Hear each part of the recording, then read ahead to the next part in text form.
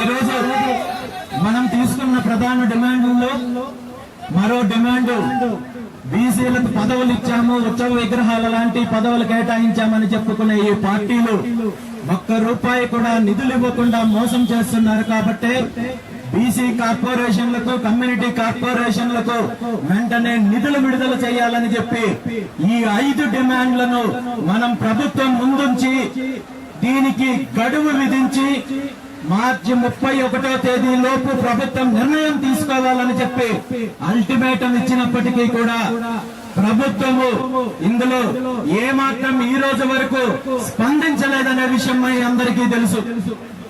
నిజంగా నేను ఒక్క విషయం అడుగుతున్నాను.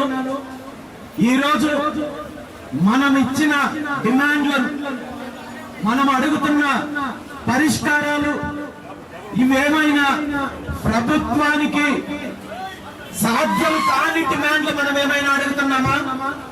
ఈరోజు బీసీలకు సంబంధించి గొంతమ్మ కోరికలు ఏమన్నా మనం కోరుకుంటున్నామా? వీళ్ళ బినామీలకు లాగా వేల ఎకరాల భూములు బలవంతంగా రైతుల దగ్గర లాక్కొని అది బీసీలు ఇవ్వమని చెప్పి మనం ఏమైనా అడుగుతున్నామా?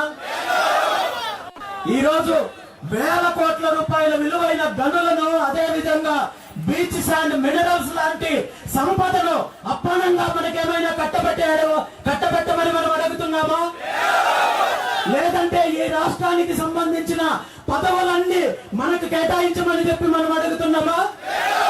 లేదా ఈ రాష్ట్రంలో ఇప్పటికిప్పుడు మీరు ముఖ్యమంత్రిగా దిగిపోయి ఆ ముఖ్యమంత్రి పీఠ పనికేమన్నా ఇవ్వమని మనం అడుగుతున్నామా? నిజంగా ఆ ముఖ్యమంత్రి పీఠం అంటూ ఇవ్వాల్సింది రాష్ట్ర ప్రజలు. ఆ ప్రజలు ఇచ్చిన రోజు మేము ఈ రోజు ఇలా రోడ్ల మీదకి వచ్చి దీక్షలు, ధర్నాలు, పోరాటాలు చేసుకునే అవసరము ఉండదు అనే విషయాన్ని సందర్భంగా తెలియజేస్తున్నాను. నిజంగా మాకు అధికారం వచ్చిన రోజు మేము కూడా మీలాగే వ్యాపారాలు చేసుకుంటాం, అభివృద్ధి చెందుతాం, పరిశ్రమలు స్థాపిస్తాం, మా పనులు మేము చేసుకుంటాము, మా అభివృద్ధి గురించి మీరు ఒక తప్పు ఈ రాష్ట్ర చరిత్రలో కాదు, దేశ చరిత్రలను, ఒక నీచమైన చరిత్రను మీరు మూట కట్టుకునే దుస్థితికి మీరు వస్తారని చెప్పి తెలియజేస్తూ ఈ రోజు ముఖ్యమంత్రి చంద్రబాబు నాయుడు గారిని స్పష్టంగా ఒక్క విషయం అడుగుతున్నాను.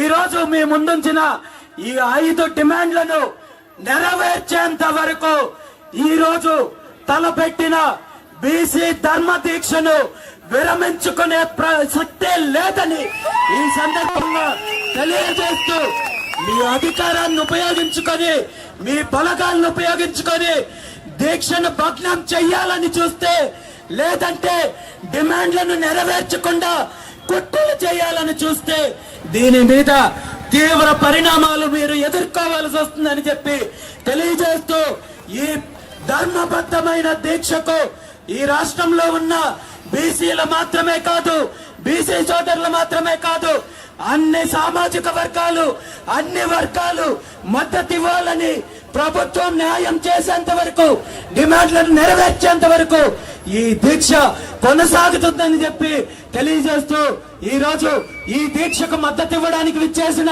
పెద్దలకు, బీసీవై పార్టీ నాయకులకు, కార్యకర్తలకు, బీసీ మేధావులకు, ఈ రాష్ట్ర ప్రజలకు అందరికీ కూడా ప్రత్యేకంగా ధన్యవాదాలు తెలియజేస్తూ మీ అందరి మద్దతుతో, మీ అందరి ఆశీర్వాదంతో ఈ రోజు దీక్షను మొదలు పెట్టబోతున్నాము.